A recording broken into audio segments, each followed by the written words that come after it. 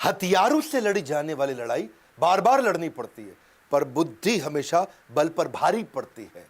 ऐसे बुद्धि के राजा 21वीं सदी के चाणक्य, हमारे देश के जेम्स बॉन्ड अब काल्पनिक चरित्र नहीं रह गया। असली के जेम्स बॉन्ड अजीत डोवाल, प्रधानमंत्री के बाद कहा जाता है कि दूसरे सबसे शक्तिशाली व्यक्ति हैं। सीधा कैबिनेट मिनिस्टर का दर्जा, पर पीएमओ को सीधा रिपोर्टिंग, बीच में कोई नहीं। कीर्ति चक्र, प्रेसिडेंट पुलिस मेडल। अगर पाकिस्तान इनके नाम से डरता है, क्यों डरता है, क्यों घबराता है, क्यों पाकिस्तान के विदेश मंत्री, रक्षा मंत्री सब इसी की बात करते हैं। ये अजीत डोवाल की स्ट्रैटेजी, ये अजीत डोवाल नहीं होता तो क्या होता, अजीत डोवाल के कारण हो गया। ये डोवाल कौन है अजीत डोवाल, बात करूंगा। आजकल तो फॉर्म में चल रहा हूं, मजा आ रहा है। 2050 मैकडोनल्ड, गांधी, बंगाल, बिलियनियर्स के ऊपर वीडियो बनाया, और जो पब्लिक स्पीकिंग के 2 वीडियोस बनाए वो नहीं देखे तो जरूर देख लीजिएगा। नमस्कार, मैं Vivek Bindra, founder and CEO बड़ाबिजनेस.com। नीचे एक तो अजीत डोवाल के बारे में आज बात करेंगे खूब कमेंट बॉक्स में, क्या कौन सी स्टोरी उनकी कहानी पसंद आई, कई कहानियां बताने वाला हूं। एक ऐसे जासूस, एक कठोर जिंदगी जीने वाले वो जासूस जिन्होंने पुलिस की जिंदगी, आईपीएस ऑफिसर की, उसकी मलाई खा सकते थे, मलाई मार सकते थे, पर वो कठोर जिंदगी जी। वैसे आने वाले समय में और कौन से वीडियो बनाऊं, टेक्सटाइल इंडस्ट्री, तेंदुलकर का जन्मदिन, फर्नीचर इंडस्ट्री, वेनेजुएला कैसे डूब गया, वेनेजुएला ये देश कैसे खत्म हुआ, बिल गेट, सुंदर पिचाई। चलो शुरुआत से शुरू करते हैं, बात अजीत डोवाल की करते हैं।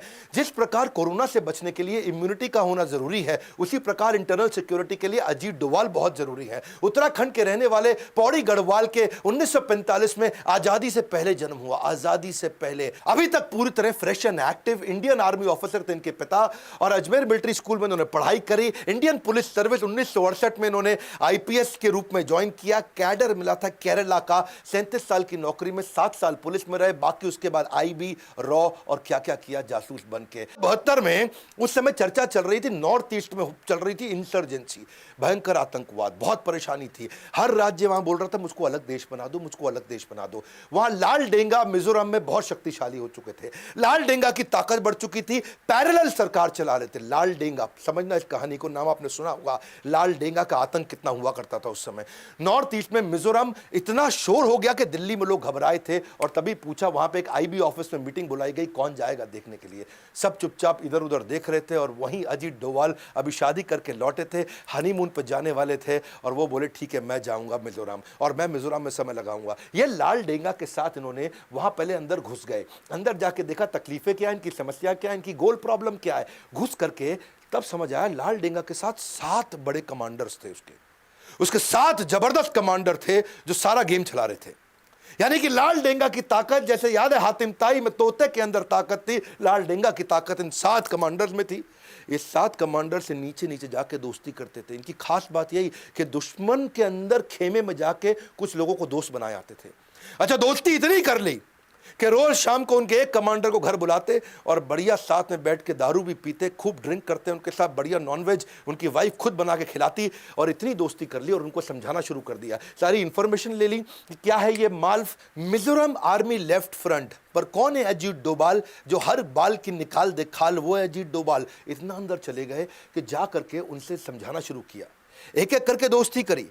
बोला ऐसा है ना, मैं तुम्हारे को सारी ताकत दिलाता हूं, भारत सरकार में मेरी चलती है, तुमको स्पेशल कैटेगरी राज्य बना दूंगा। ऐसा कुछ करते हैं कि तुम्हारा यहां पे इलेक्शन करके तुम्ही को यहां मंत्री बना देते हैं, तुम्हारे ऊपर जो क्रिमिनल चार्ज है उस सारे को हटवा देते हैं, और तुम्हारे को नेबरिंग कंट्री के साथ में तुम्हारे लीगल अग्रीमेंट्स बनवा देते हैं। तुम्हारे राज्य में कोई घुसेगा तो उसको पासपोर्ट इलेक्शन कार्ड टाइप चाहिए, यानी कि वो सब सिस्टम भी बनाए रखते हैं। उन्होंने उनको इतना विश्वास दिलाया कि तुम्हें जो जो चाहिए मैं सब दिलाऊंगा, और कोई धन की कमी है तो वो भी दिलाऊंगा, स्पेशल स्टेट होने पे जो पैसा नहीं चाहिए वो भी दिलाऊंगा। और एक एक करके इन्होंने 7 में से 5 आदमी अपने साथ, क्षमा चाहता हूं 6 आदमी अपने साथ कर लिए। लाल डेंगा पड़ गया कमजोर, अब लाल डेंगा की चली नहीं, और वहां पॉलिटिकल पार्टी बनाने के लिए उन्होंने बोला लाल डेंगा अब तू आजा मेरे पास। बाद में लाल डेंगा को लेकर के आए, उसको अकेले में समझाया, और देखा कि 6 आदमी उसके अगेंस्ट हो गए, और लाल डेंगा के साथ अब नेगोशिएशन किया। ये नेगोशिएशन करने से पहले सामने वाले की वीकनेस पकड़ते थे, इसीलिए मैंने बोला चाणक्य, क्योंकि ये फ्यूचर के कई महीनों को आज भाप के अपनी स्ट्रैटेजी बनाते थे। इतना कियोस क्रिएट कर देते हैं दुश्मनों के अंदर कि दुश्मन भी इधर उधर देखने लगते हैं, डोवाल का आदमी तो नहीं है ये, कहीं डोवाल का आदमी तो नहीं है। वहीं से उसके बाद सिक्किम भेजा गया इनको, बोला मिजोरम तूने इतना कंट्रोल किया, सिक्किम में हुआ क्या था, वहां के जो राजा थे ना, उसने एक अमेरिकी लड़की से शादी कर ली, और वो CIA एजेंट थी, और वो जो अमेरिकी लड़की CIA एजेंट थी, सिक्किम के राजा से शादी करके अब वो कंट्रोल करने लगी, वो सरकार चला रही। इधर भारत सरकार टेंशन में आ गई कि भैया सीआईए एजेंट मतलब अमेरिका आके कंट्रोल करेगा और उसका चाइना से कहीं रिश्ता ना बनवा दे और चाइना का कहीं कंट्रोल ना बढ़ जाए। अब वहां के राजा जो है सुने नहीं किसी की। अब ये सिक्किम अलग हो गया था भारत से, अभी तक भारत का पूरा हिस्सा बना नहीं। 47 में केवल अधूरे कुछ कॉन्ट्रैक्ट के साथ सिक्किम भारत से जुड़ रहा था, पर पूरी तरह भारत में मिला नहीं। तब ये वहां डोवाल गए, वहां जाके क्या देखा, उधर की local party Sikkim national Congress party, उनको पकड़ लिया इन्होंने और वहां उनसे दोस्ती करी, उनके लीडर्स को अपने साथ रिश्ता उनका जोड़ा और पूरे सिक्किम के अंदर बोला कि तुम्हारे राजा तो तुम्हारे को कुछ मदद नहीं कर रहा है, तुम्हारा राजा तुमसे टैक्स वसूलता है, तुम्हारा सपोर्ट नहीं करता। और वहां राजा के खिलाफ हवा बढ़ानी शुरू कर दी और इस पार्टी को मजबूती देनी शुरू कर दी। बाद में रेफरेंडम भी पास करा दिया, वहां सब लोगों ने भारत के फेवर में वोट भी कर दिया।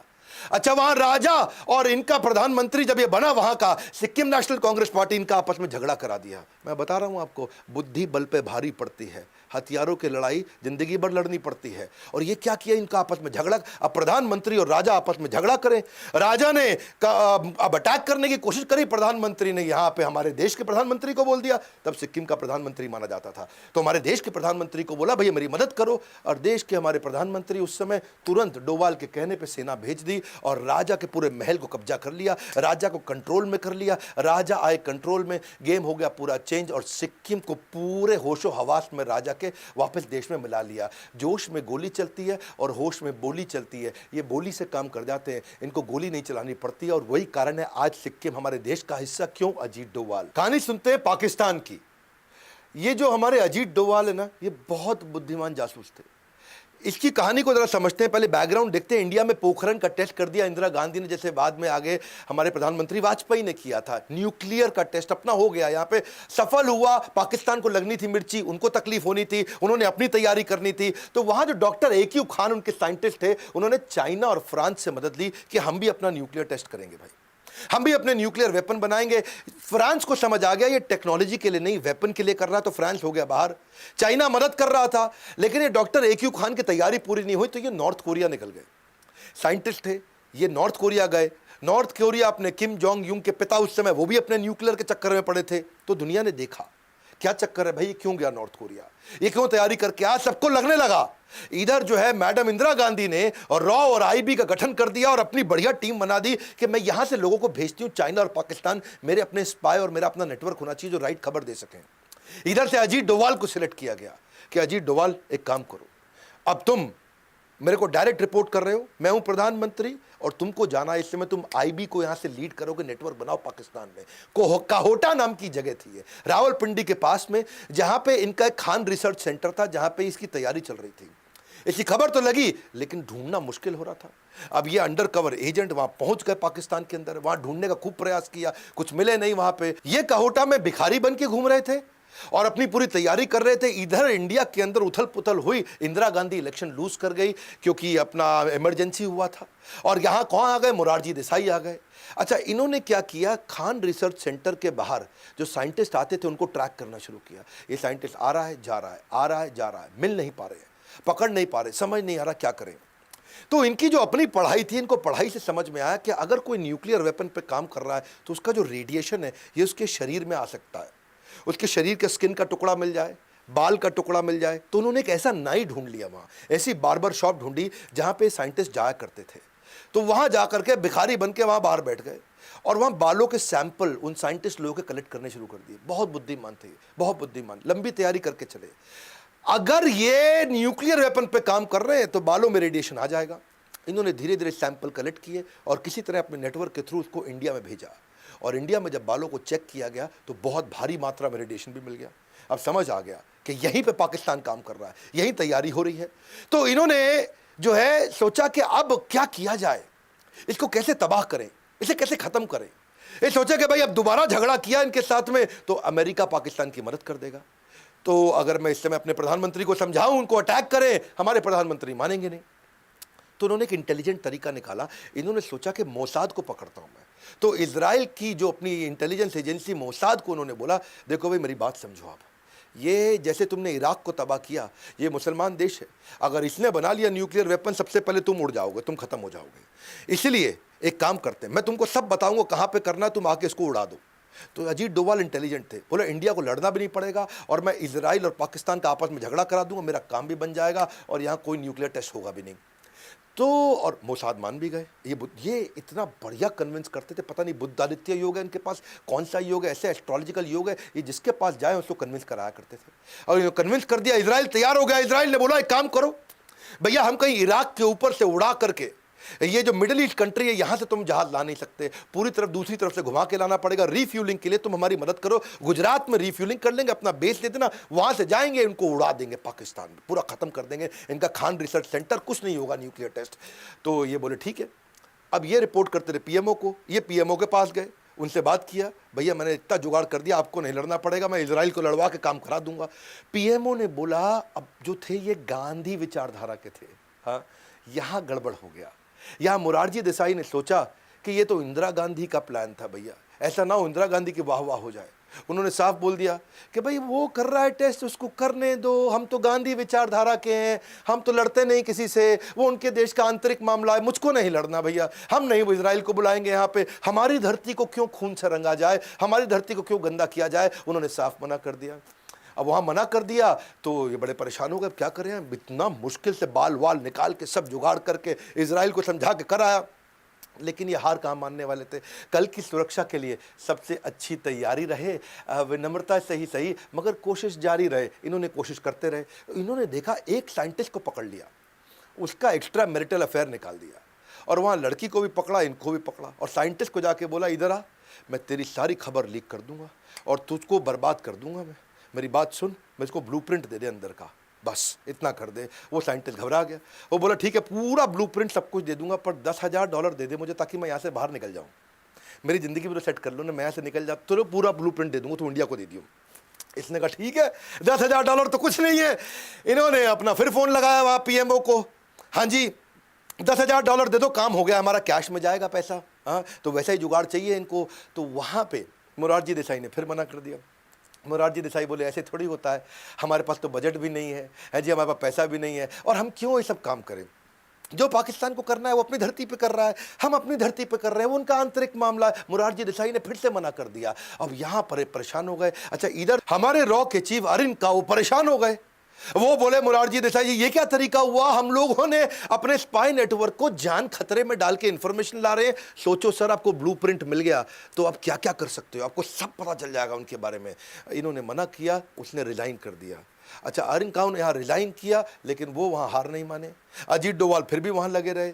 अजीत डोभाल ने वहाँ और तैयारियां करी कि मैं कैसे मैं इसको नेस्ते नाबूद करूं, कैसे इसको ख़त्म करूं कैसे। पर इतने में क्या हुआ, इनके जो यहाँ पे नए राष्ट्रपति यानी कि अभी आर्मी के थे, वो आकर के पूरे डिक्टेटर जिया उल हक, उन्होंने कंट्री को, पाकिस्तान को अपने कंट्रोल में ले लिया। लेकिन वो चाहते थे आजू बाजू के देशों से रिश्ता ठीक बना रहे, थोड़े धार्मिक थे, सबसे प्रेम से बात किया करते थे, कभी श्रीलंका के प्राइम मिनिस्टर को फ़ोन करें, कभी बांग्लादेश में करें, कभी फ़ोन करें नेपाल में, तो इंडिया में फ़ोन लगाए कभी कभी। अच्छा यहाँ पे जब मोरारजी देसाई से बात किया, मोरारजी देसाई अपने शाम को अपनी अलग आनंद में जीवन जी रहे थे, और वहाँ मोरारजी देसाई फ़ोन पे बात करते वक्त उन्होंने इनको बोल दिया, तुम क्या समझ रहे हो जिया उल हक, हमने कच्ची गोलियाँ नहीं खेली, हमें सब पता है तुम कहोटा में क्या कर रहे हो। और वहाँ जिया उल हक परेशान, वो कहा ये क्या हो गया, इसको कैसे पता, तुम क्या न्यूक्लियर वेपन बना रहे हो, तुम्हारे कितने साइंटिस्ट हैं, वहाँ क्या क्या तैयारी करी, तुम्हारे खान रिसर्च सेंटर में क्या हो रहा है। हम कच्ची गोलियाँ नहीं खेलें जिया उल हक, हमारा भी नेटवर्क है तुम्हारे यहाँ पे, हाँ जरा कंट्रोल में रहो जिया उल हक। जिया उल हक परेशान। ये हमारे देश के या दुनिया के किसी भी देश के प्रधानमंत्री के द्वारा की गई लगभग सबसे बड़ी गलती थी। और यहाँ जिया उल हक ने क्या किया, ये बहुत गुस्से में आ गए, वापस आए। सोचो इतना कॉन्फिडेंशियल प्रोग्राम किसी को नहीं पता दुनिया में हम कर रहे हैं, और यहाँ इनके प्रधानमंत्री को पता है। इन्होंने ढूंढ ढूंढ के हमारे नेटवर्क के आईबी के एजेंट्स, ढूंढ ढूंढ के हमारे रॉ के एजेंट्स को पकड़ पकड़ के निकाल के मारा, और कईयों को मारा, और सब बेचारे मार दिए गए, पूरा नेटवर्क वहाँ नेस्ते नाबूद हो गया, सब खत्म हो गया। और लेकिन अजीत डोभाल चुपचाप वहाँ से निकल के भाग आए, वो इंडिया आ गए। इतना तो तबाह इनको कर दिया था कि उन्होंने इनका न्यूक्लियर टेस्ट 15 साल डिले करा। केरला में कंट्रोल किया, बाद में नॉर्थ ईस्ट कंट्रोल किया, पंजाब को कंट्रोल किया, पाकिस्तान से कंट्रोल लेकर के आए न्यूक्लियर वेपन को। अब बारी थी कश्मीर की, इलेक्शन वहाँ हो नहीं पा रहे थे, इंडिया बड़ा परेशान था, वहाँ मिलिटेंसी बढ़ती चली जा रही थी, तकलीफें बढ़ रही थी, कूका पारे नाम का वहां एक आतंकवादी हुआ करता था, जो पहले फोक सिंगर था, लोग उसको बड़ा फॉलो करते थे, और वो पाकिस्तान से फंडेड था। उनको आर्म्स, एम्युनिशन, असला, बारूद, पैसा सब पाकिस्तान देता था कि इंडिया में डिसरप्शन क्रिएट कर दे। अच्छा, अब ये पहुंच गए। ये जब जाते थे किसी को पता नहीं चलता कि वहां पहुंच गए। ये पहुंच के वहां जाके कूका पारे को मिले और उसको मिल करके पर्सनली साथ में बैठाया, उससे दोस्ती किया, उसके साथ खाना पीना हुआ, उसके साथ नाश्ता चाय पानी, और रात को भी उसके साथ अलग प्रकार का रिलेशनशिप बनाया कि भाई बैठ के गप मारे आराम से। कूका पारे को कंफर्टेबल कर दिया और समझा दिया कि तुझे कुछ नहीं दे रहा है पाकिस्तान, मैं तुझे सारा सपोर्ट करूंगा। नेगोशिएशन की स्किल्स बड़ी आउटस्टैंडिंग थी इनकी। मिला लिया, कूका पारे हो गया इनके साथ में, अपने 250 लोगों के साथ में कूका पारे को सपोर्ट किया और कूका पारे को समझाया कि जो पाकिस्तान तेरी मदद करता था आज तू उसके अगेंस्ट खड़ा होगा। और वही कूका पारे पाकिस्तानी आतंकवादियों के अगेंस्ट इस लड़ाई में भारत के साथ हो गया। उनको मारना शुरू किया, उनको गोलियां बरसाई, बहुत नुकसान किया इन्होंने पाकिस्तान का। इस तरह से और आगे चल के इलेक्शन भी हुए, उसी के बाद इलेक्शन हो पाए, और बाद में कूका पारे को उन्होंने वहां पे एक एमएलए की तरह खड़ा भी करा दिया, कूका पारे की पार्टी को भी मजबूत कर दिया। पाकिस्तान आतंकवाद करता है, युद्ध नहीं करता है। युद्ध करना बहुत मुश्किल है, मेरी बात समझना। युद्ध जो है ना, उसमें पूरे देश को लगना पड़ता है। आतंकवाद क्या है, 10 लोग आए अजमल कसाब मुंबई में, 10 लोग आए, बहुत नुकसान करके चले गए। आतंकवाद एक सस्ता ऑल्टरनेट है, युद्ध बहुत महंगा पड़ता है। इसलिए युद्ध लड़ना तो आसान है, वो डिफेंस की मिनिस्ट्री लड़वा देगी, वो हमारे साथ फॉरेन मिनिस्टर, डिफेंस मिनिस्टर सब दिमाग लगा करके वो लड़ लेंगे। लेकिन इंटेलिजेंस के साथ में इंटरनल सिक्योरिटी के चीफ हमारे देश के, वो इस तरह 5-5, 10-10 लोगों के जो आतंकवादी हमले होते हैं उससे कैसे बचाएं, वहां इनका बहुत दिमाग लगता था। ये पाकिस्तान ने जो हमारा IC-814 हाईजैक कराया था, जो नेपाल से दिल्ली आ रहा था, काठमांडू से दिल्ली, ये भी क्या है, ये आतंकवाद है। ये वॉर नहीं है, पाकिस्तान युद्ध नहीं करता था, आतंकवाद करता था। उसको ले जा करके पहले लाहौर ले गए, उसके बाद उसको ले गए कांधार अफगानिस्तान में ले करके वहां से अपने कंट्रोल में ले लिया, और यहां से फोन कर दिया कि मुझको $200 मिलियन दे दो और हमारे 35 आतंकवादी तुम्हारी जेल में जहां जहां है सबको रिहा कर दो। और यहां अजीत डोवाल को बुला लिया गया, भाई अजीत डोवाल आओ संभालो यहां मामला। अजीत डोवाल फटाक पहुंच गए वहां कांधार। वहां जाके अजीत डोवाल सोचे कि मैं नेगोशिएट करूं कैसे, क्योंकि यहां सब इनके कंट्रोल में, 170 आदमी हमारे इनके कंट्रोल में, यहां सारी दवाइयां, सारा खाना, सारा राशन पानी, सारा सपोर्ट कांधार के अंदर इनको पूरा मिल रहा है तालिबानियों से। तो अब अजीत डोवाल के पास सामने वाले की कोई वीकनेस थी नहीं, हर बार कोई ना कोई वीकनेस ढूंढ के आ जाते थे।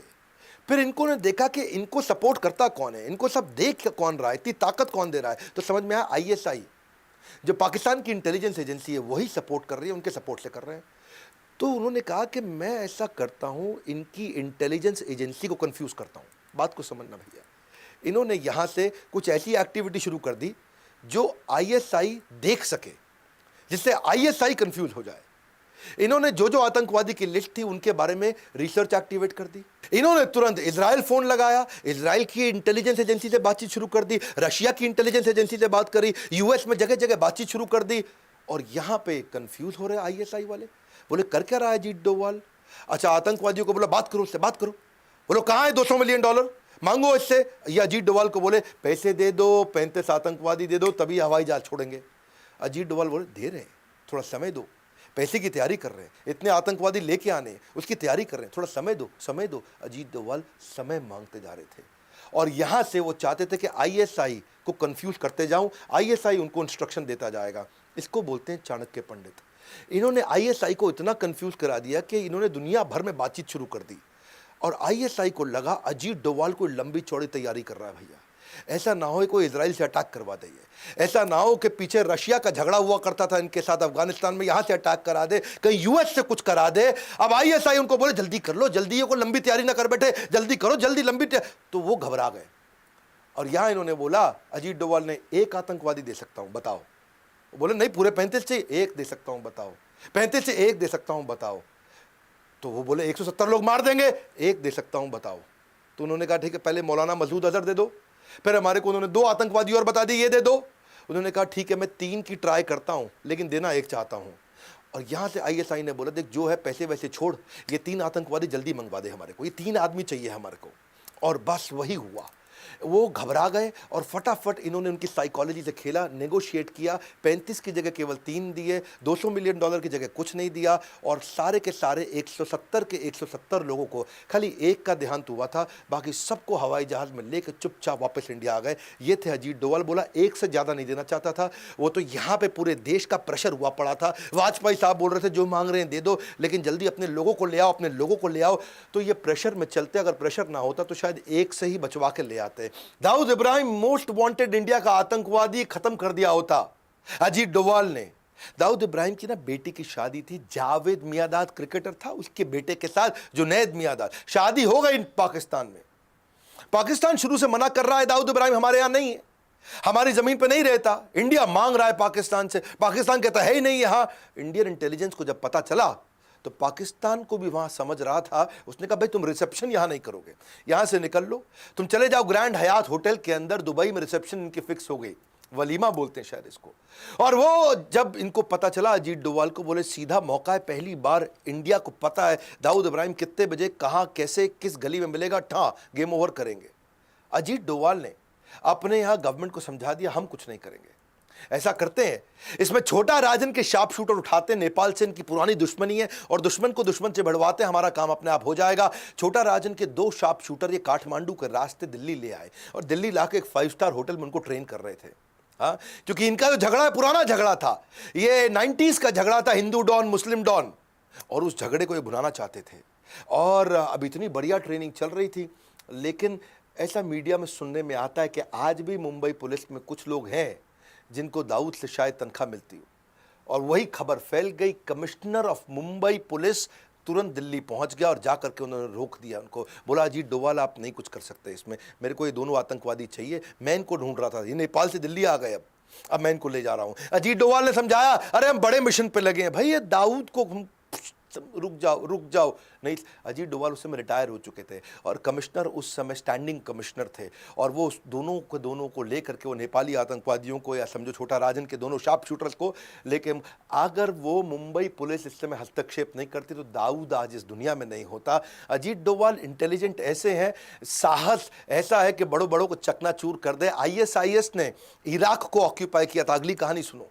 और उस समय आपको याद होगा कि तिरकित के अस्पताल में वहां हमारी कई नर्सेस थी, और वो 46 इंडियन नर्सेस थी जिनको वहां कैप्चर कर लिया। ISIS उनको छोड़ना नहीं चाहता था, वो उनके कब्जे में आ चुका था। अजीत डोवाल चुपचाप, जिस दिन ये पता चला 2 दिन के अंदर इराक पहुंच गए, और इराक के अंदर किसी को नहीं मालूम, इंडिया में नहीं मालूम किसी को अजीत डोवाल इराक में, इराक में नहीं मालूम अजीत डोवाल इराक में है। 48 घंटे लगे अजीत डोवाल को ISIS को समझाने में कि मेरे को सारी 46 नर्सेस चाहिए तुरंत। 48 घंटे के अंदर, दुनिया में आज तक किसी को नहीं मालूम अजीत डोवाल उनसे क्या बोल के आए। ISIS जो अमेरिका की नहीं सुनता, रशिया की नहीं सुनता, किसी की नहीं सुनता, वो अजीत डोवाल की सुन लिया। 48 घंटे के अंदर सारी 46 नर्सेस को एकदम सुरक्षित वापस इंडिया में ले आए। ऐसे आदमी, पुलवामा में अटैक हुआ, उससे पहले अटैक हुआ, यही तो मास्टरमाइंड है हमारे सर्जिकल स्ट्राइक के। इंडिया, ये तो आपको पता ना, चीप तरीके से पाकिस्तान अटैक करता, वॉर तो करता नहीं सामने आकर के, आतंकवाद करता, आतंकवाद सस्ता पड़ता है उनको। 18 सोल्जर हमारे शहीद हुए थे, कहाँ पे, ये उरी में। और उरी में जब ऐसा हुआ पूरे देश को गुस्सा था, इन्होंने तुरंत NSA की टीम बुला करके और मिलिट्री की हाई लेवल मीटिंग बुला करके, फना होने की इजाज़त ली नहीं जाती है, वतन से मोहब्बत पूछ के की नहीं जाती है। उन्होंने ब्लूप्रिंट तैयार किया, पूरी तैयारी कर ली, एक एक्सीलेंट अंडरस्टैंडिंग PM के साथ इनकी पहले से है, PM से इन्होंने अप्रूवल ले लिया, आइडियोलॉजी दोनों की मिलती जुलती है, आगे बढ़े और जाकर के तुरंत 11वें दिन के अंदर वहाँ जाके अटैक करके आए। 11वें दिन में LOC में घुसे, 3 किलोमीटर अंदर गए, लॉन्च पैड खत्म किए, 2 पाकिस्तानी सोल्जर्स को भी मारा, इनके 38 टेररिस्ट भी खत्म किए, इंडिया की एक भी कैजुअलिटी नहीं थी। ऐसे ये स्ट्राइक भी किया 2019 में, अभी रिसेंटली इन्होंने पुलवामा में अटैक किया। पिछली बार ये 11वें दिन पहुंचे, इस बार 12वें दिन पहुंचे, इंडियन एयरफोर्स लेकर के LOC को डिस्ट्रॉय करके उनकी मिलिट्री कैंप के अंदर घुस के, और वहां जाकर के इंडियन, अच्छा जब ये लोग वापस आने लगे तो पाकिस्तान ने कुछ फॉलो करना शुरू किया। जब फॉलो किया तो उनको खदेड़ने के लिए वापस अभिनंदन गए, अभिनंदन वहीं रह गए, और जब अभिनंदन वहीं रह गए, ये इंडिया में बहुत खबर हो गई थी, दुनिया में खबर हो गई। डोवाल को टाइम नहीं लगा, 2 दिन लगे, केवल 2 दिन के अंदर US एम्बेसी के थ्रू, और डायरेक्ट मैसेज इतना मजबूती से पहुंचा। इमरान खान दुनिया को बोले नहीं हम तो क्या है, विनम्रता के चलते वापस कर रहे हैं। हिंदुस्तान का पायलट हमने पकड़ा हुआ है, हम एज ए पीस जेस्टर हम उनको उसको कल रिहा करने लगे हैं हिंदुस्तान को। पर 48 घंटे के अंदर बड़ा क्लियर मैसेज दे दिया, ज़्यादा इधर उधर किया बलूचिस्तान तुम्हें दिखेगा नहीं, बहुत स्ट्रांग मैसेज दिया। 48 घंटे में अभिनंदन वापस। मुद्दा बड़ा सिंपल है, मुझे ना तन चाहिए ना धन चाहिए, बस अमन से भरा ये वतन चाहिए, और जब मरूं तो तिरंगा कफन चाहिए। ये तो सारी मलाई दुनिया की मार सकते थे, पर हमेशा इन्होंने वो काम किया जो सबसे ज़्यादा रिस्की था। कभी डरे नहीं, निडर है, किसी थ्रेट से घबराते नहीं, चेहरे पे इनके डर दिखता नहीं है, मेंटल पीस को मैनेज कर पाते हैं। इनके पास में सामने वाले की सारी फ्यूचर टैक्टिक्स क्या है उसको पकड़ सकते हैं। अग्रेशन, गुस्सा और शांति, ये दोनों को साथ में लेकर चलने वाले, साइकोलॉजी से खेलने वाले, देश को अपनी जान पर खेल कर आंतरिक बाहरी सुरक्षा देने वाले अजीत डोभाल को हम कुछ नहीं दे सकते, पर अगर कुछ दे सकते हैं तो उनको भारत रत्न दे सकते हैं। उनको आज तक पद्मश्री, पद्म भूषण, पद्म विभूषण क्यों नहीं मिला है? क्या लगता है, क्या ये भारत रत्न के असली हकदार नहीं, क्योंकि ऐसे रत्न बार बार जन्म नहीं लेते? मैं पिछली बार की तरह रतन टाटा कैंपेन में आपने मेरा साथ दिया था, भारत रत्न फॉर रतन टाटा। आज फिर कैंपेन ले रहा हूं मैं। 100 लोगों को मैंने अपने कोर्सेज फ्री दिए थे, लगभग 105 लोगों को। अगर आपकी ट्वीट को इस समय रीट्वीट आते हैं, लाइक्स आते हैं, लोग फॉलो करते हैं, तो मैं आपको अपने कोर्सेज फ्री दूंगा अगर आप मेरे हैशटैग को ज्वाइन कर जाते हो। क्योंकि ये हमारे देश के ऐसे जासूस आज 76 साल की उम्र में अनस्टॉपेबल हैं। हाँ, आज जीते जी उनको भारत रत्न मिलना चाहिए। Bharat Ratna for Ajit Doval, spelling check कर लीजिए, AJITDOVAL, Bharat Ratna for Ajit Doval. Hashtag request by doctor Vivek Bindra. बस ये 2 हैशटैग कीजिए और मैं आपको फॉलो कर लूंगा। ट्विटर पे जाइए, इस वीडियो में इस हैशटैग के बारे में सबको रिक्वेस्ट करिए। अजीत डोभाल हमारे ऐसे रत्न बार बार जन्म नहीं लेते हैं, उनके जीते जी उनको भारत रत्न मिलना चाहिए। अगर आप मेरे साथ हैं तो इस 2 हैशटैग के साथ में इस कैंपेन को ताकत दीजिए। Bharat Ratna for Ajit Doval, request by doctor Vivek Bindra. ये 2 hashtag request by doctor Vivek Bindra से मैं आपको कैप्चर कर लूंगा। और अगर आपके ट्वीट को लोगों ने रीट्वीट किया, उसको लाइक किया, उसको फॉलो किया, उसको शेयर किया और 100 से ज्यादा का एंगेजमेंट आया, मैं आपको सिलेक्ट करूंगा और मैं आपको एवरीथिंग अबाउट एंटरप्रेन्योरशिप कोर्स, इतना तो मैं कर सकता हूं, मैं कोई कोर्स बेच नहीं रहा, आपको free of cost 100% discount, 100% free of cost, कोई कैशबैक, कोई लेफ्ट राइट नहीं, ये मेरा आपको गिफ्ट होगा। क्या आप और मैं इतना कर सकते हैं अपने देश के अजीत डोभाल जी, जिन्होंने, इससे क्या इंस्पिरेशन होगा, देश का कैरेक्टर बिल्ड होगा, जो देश के लिए काम कर रहा है। बाकी के लोग जो आज बड़े बड़े IAS IPS ऑफिसर्स हैं, उनके लिए भी इंस्पिरेशन होगा। अगर देश के लिए कुछ करोगे तो देश आपको रेसिप्रोकेट करता है। इस वीडियो को शेयर कर दो, अजीत डोभाल जी के इस वीडियो को शेयर करो। एक एक कहानी मैं आपको डिटेल में बताना चाहता था और बताऊंगा अगली दफा। लाइक करके उत्साह बढ़ाइए फ्री वीडियोस पे। कमेंट बॉक्स में बताइए अजीत डोभाल जी की कौन सी स्टोरी आपको इंस्पिरेशनल लगी, नीचे आ जाइए कमेंट बॉक्स में और हैशटैग कैंपेन को पॉपुलराइज करते हैं। हमारे साथ जुड़े रहने के लिए, अजीत डोभाल जी को भारत रत्न दिलाने के लिए आप सबका हृदय की गहराइयों से प्रेम पूर्वक बहुत बहुत धन्यवाद।